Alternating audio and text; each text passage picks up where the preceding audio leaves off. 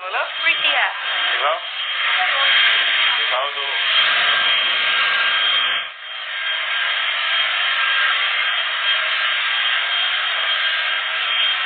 نے بولا ہاں یہ نوکری تو کرنی تھی.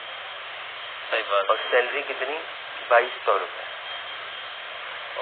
اور جتنا آپ وہ یعنی کہ جگہوں پر جائیں گے تو 50 روپے فی سمجھ لو فی گھر آپ کو ملیں گے جتنے گھروں میں آپ گئے.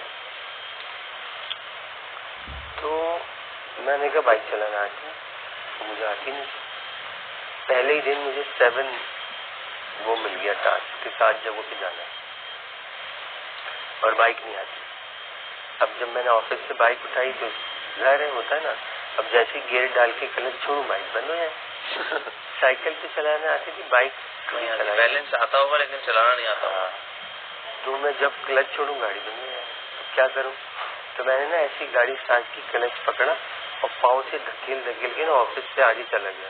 یہاں سے تو یہاں سے جا کے آگے پارکنگ میں گاڑی کھڑی کر کے لاک کی, بسوں میں گیا اور سب کر کے آ کے اور آخر میں وہاں سے بائک اٹھائی اور یوں لا کے روکی. ہاں بھائی ہو گیا.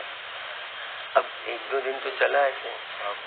پھر میں نے ان سے ریکویسٹ کی جو ہمارے مینیجر تھے نا, میں نے کہا دیکھیے یہ صورت حال ہے تو آپ نے مجھے سنڈے کو بائک دے دیا کریں, چھٹی ہوتی ہے. یہ فرائیڈے کی چھٹی ہوتی ہے, تھرسڈے کو نا بائک دے دیا کریں تو میں تھوڑا سیکھ لوں گا چلا. تو پھر میں نے تھوڑا چلانا سیکھی, پھر آسان ہو گیا. تو یہ کہ ہم نے نا اپنی زندگی میں نہ نہیں کی. کوئی کام نہیں بھی آتا نا, ہاں بھی کر لیں گے.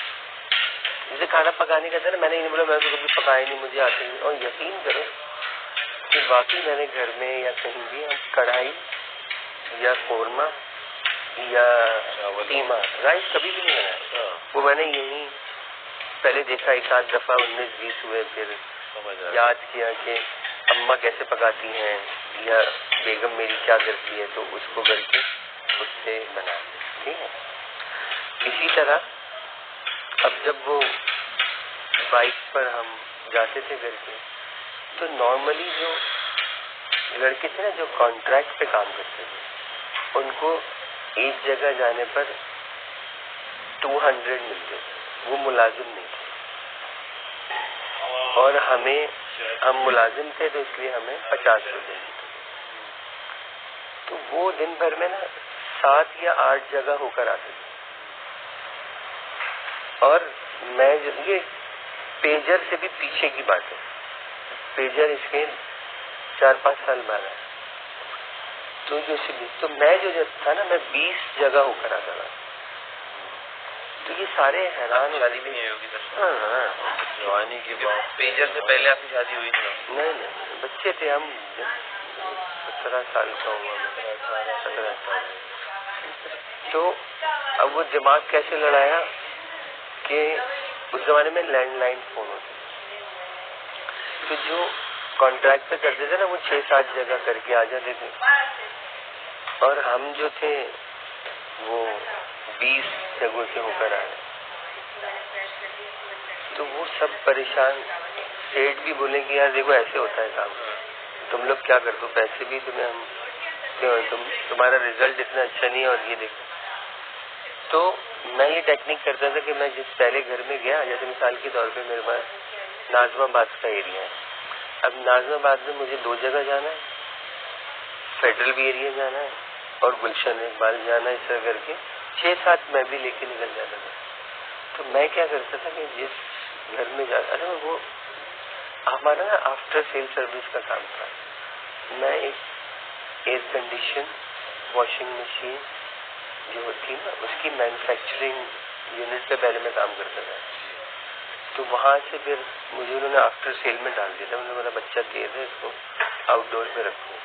تو اس میں یہ ہوتا تھا کہ نئی چیز لوگوں نے خریدی نا, تو اس میں کوئی کمپلین آ گئی. جیسے انسٹالیشن پراپر نہیں ہے, کسی نے تار غلط لگا دیا, کسی نے کچھ کر دیا, کسی نے اے سی کا تھرموسٹیٹ کم پہ رکھا ہوا ہے, اور وہ کمپلین کرتے تھے بھائی نیا لیا چل نہیں رہا. اور اس زمانے میں پاکستانی برانڈ ایک آدھی تھا, باقی سب امپورٹڈ تھے. تو ہم جو تھے وہ پاکستانی برانڈ کو ریپرزینٹ کرتے تھے. تو وہ یہ ہوتا تھا کہ جب ہم کمپلین پہ جا رہے ہیں نا, تو ہم 20 کر کے آ رہے ہیں اور لڑکے 6-7 کر کے آ رہے ہیں. تو وہ کہتے تھے یار یہ دیکھو. تو میری ٹیکنیک یہ ہوتی تھی کہ میں جس گھر میں جاتا تھا وہاں پہ میں نے ٹھیک کر دیا اور پھر سروس سینٹر فون کرتا تھا کہ ہاں بھائی اس ایریا کی کوئی آئی ہے ابھی. تو پتہ لگا ابھی نا ناظم آباد کی ایک آئی ہے. تو میں ایڈریس پوچھ کے وہاں پہنچ جاتا تھا.